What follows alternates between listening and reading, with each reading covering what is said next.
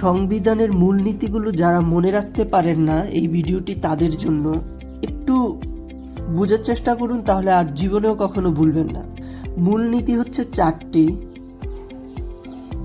এই 4টি মনে রাখার জন্য আপনাকে এই সংক্ষিপ্ত এই জিনিসগুলা একটু বোঝার চেষ্টা করুন। জাতি, একটা দেশের একটা জাতি, জাতিতে অনেকগুলো সমাজ থাকে। জাতি, সমাজ, এবং এই সমাজে অনেকগুলো মানুষ থাকে। সেখানে আপনিও একজন। তাদেরকে গণ বলে, জনগণ আর কি, গণ। এবং এই প্রত্যেকটা জনগণের ধর্ম থাকে। জাতি, সমাজ, গণ, ধর্ম, এই 4টা ক্রম মনে রাখুন।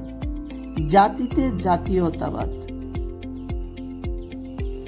সমাজে সমাজতন্ত্র, গণতে গণতন্ত্র, ধর্মতে ধর্মনিরপেক্ষতা।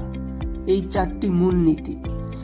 আরেকটা বিষয় হচ্ছে, যারা বাংলাদেশ এবং আন্তর্জাতিক বিষয়ের সাম্প্রতিক যে আপডেট নোটটি আমার কাছ থেকে সংগ্রহ করেছেন, তারা প্লিজ আপনাদের মতামতটা জানাবেন যে আমার নোটটি কেমন হয়েছে, আপনারা পড়ে কেমন লাগছে। এবং যারা সংগ্রহ করেননি এবং সংগ্রহ করতে চান, তারা আমার সাথে যোগাযোগ করুন। আমার হোয়াটসঅ্যাপ নাম্বার হচ্ছে 01511983245। এই হোয়াটসঅ্যাপে আপনি যোগাযোগ করতে পারেন।